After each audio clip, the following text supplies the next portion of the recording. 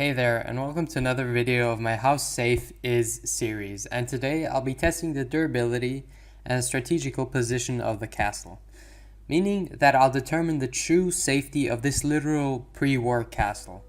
Now, a complimentary introduction is due before we start delving into details and the layout of this ancient fort.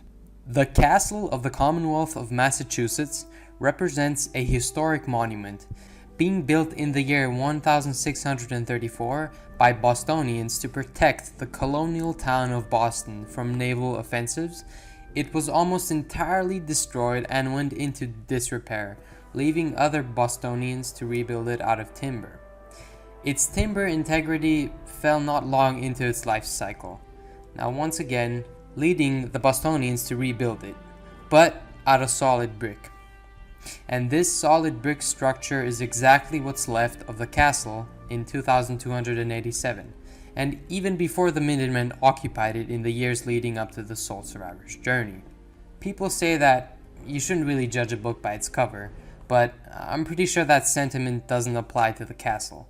It withstood 400 to 500 years of pre-war life and radioactive fallout. One would expect it to be reduced to rubble, but up until the Mirelurk infestation that drove away the original Commonwealth Minutemen in 2240, it appeared to be in pristine condition, with the brick walls almost perfectly enduring centuries of harsh weather and various industrial revolutions, not to mention nuclear fallout, right?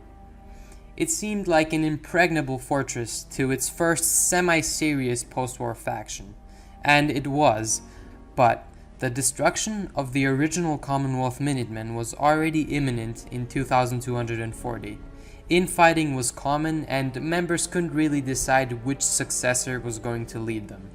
The castle incident only intensified the amount of tension between Minutemen detachments across the Commonwealth. After the original Minutemen's demise, the last prominent group settled in Quincy, but we all know how that ended. The remnants of the Quincy massacre traveled across the Commonwealth in hopes of finding a safe haven to call home, and that's exactly what the sole survivor offered them in Sanctuary. If the sole survivor decides to take Preston's last-ditch effort of reviving the Minutemen into consideration, he can choose to start rebuilding it from the ground up, mainly by settling disputes and hardships of various settlements across the wasteland.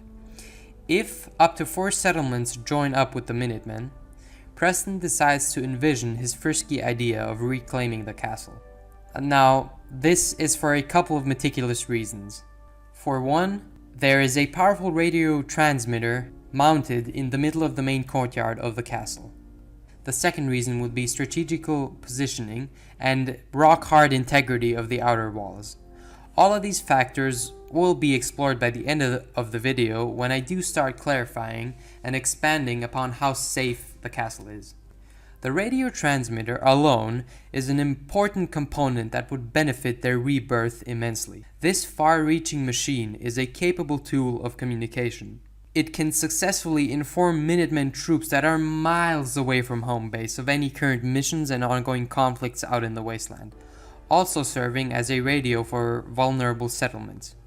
And the main courtyard itself is a vessel of potentially farmable land, making it useful for crop production. The walls seem devastated, but this is solely due to the Mirelurk queen that stomped it into oblivion, and it definitely seems repairable. As you've probably noticed, the outer layer closely resembles a star. The upper part of every main column or pillar was specifically designed for one artillery unit, and this even further adds to the sheer force and brutality this fort emits. General McGann was the last general of the original Minutemen that operated from the castle. He decided his own fate by letting personal paranoia completely seize his judgment and mindset.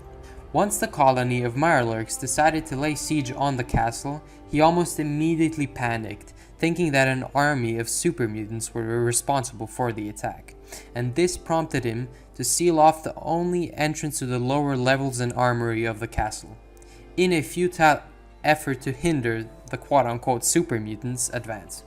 Whilst in the lower levels of the castle, his bright ideas of survival consisted of trapping corridors and arming his personal sentry bot into guarding him. And finally, after all of that, he succumbed to gradual dehydration. Considering the effort he went through to trap the entirety of the lower levels, this is definitely a miserable outcome for him.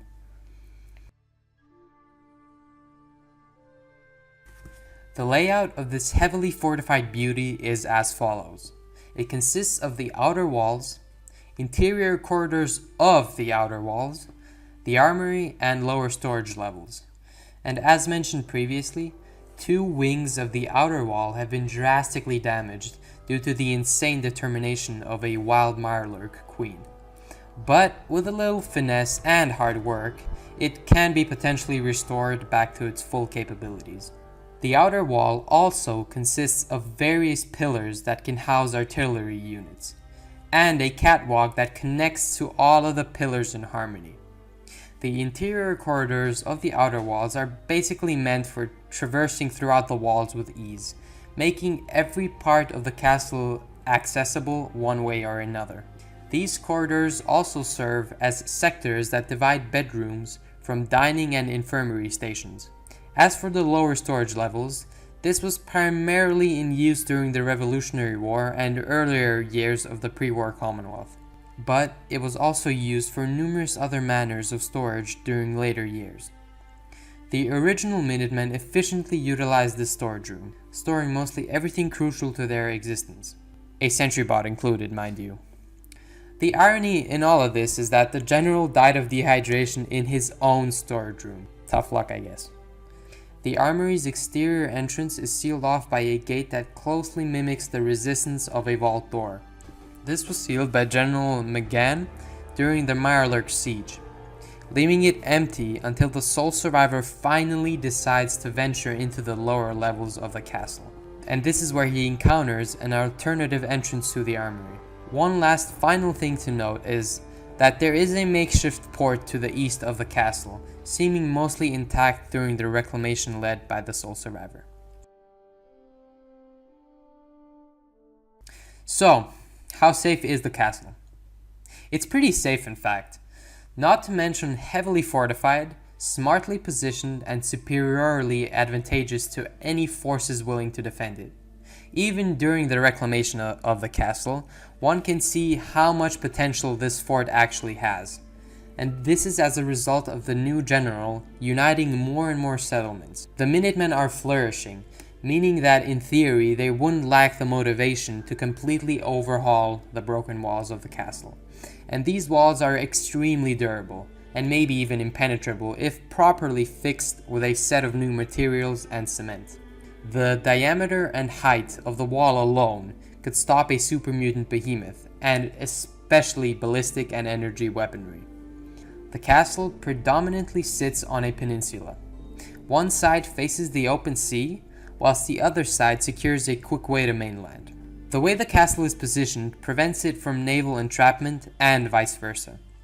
Due to the courtyard harboring dirt that could sustain a crop farm, the Minutemen could manage to create their own sustainable ecosystem within the castle, and in case of a lengthy defense, they wouldn't need to suffer through the effects of famine and dehydration. Artillery guns are their trademark. Multiplying these across settlements is a deadly combination, and it served towards the destruction of the Brotherhood's Pridwen. If the castle were in its full form, just like how it was during the reign of the original Commonwealth Minutemen, every pillar would contain one artillery unit, excluding other empty spaces the sole survivor would fill up. Distributing artillery units to this extent equals a vigorous arsenal of lead. Huge naval and mainland offensives would be taken care of swiftly. The addition of soldiers acquiring high ground and manning 5 artillery guns whilst ground forces carefully set traps is a deadly combination. Even if attacking troops somehow maintained a strong momentum towards the outer walls, an artillery barrage from neighboring settlements would come raining down upon them. And this signifies the importance of that radio transmitter we mentioned before in the introduction. It would serve as a beacon of communication for Minutemen scouts near the castle and other troops venturing through Boston as well.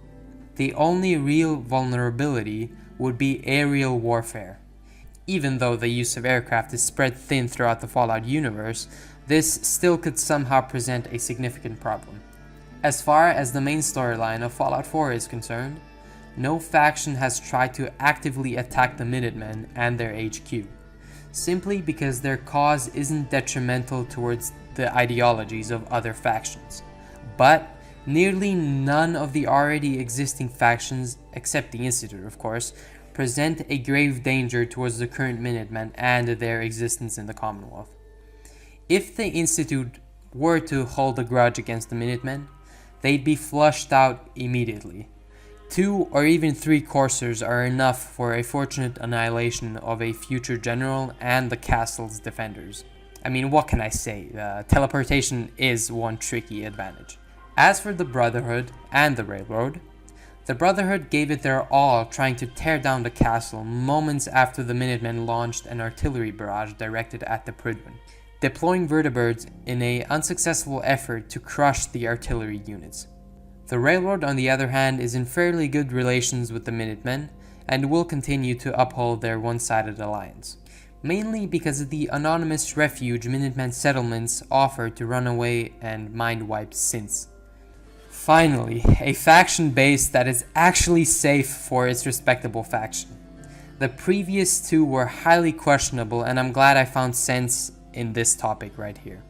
The castle is an amazing representation of what 18th century architecture and resources accomplished, withstanding countless years of complications caused by mankind and coming out on top whilst simultaneously holding its structural integrity. This has to be commendable. The Minutemen might not be as resourceful and technologically advanced, but their base of choice was a smart strategical option nonetheless. Their goal of unification automatically makes them stronger. Cut off one head, another one will eventually grow back. This makes them a formidable military. Of the people, for the people.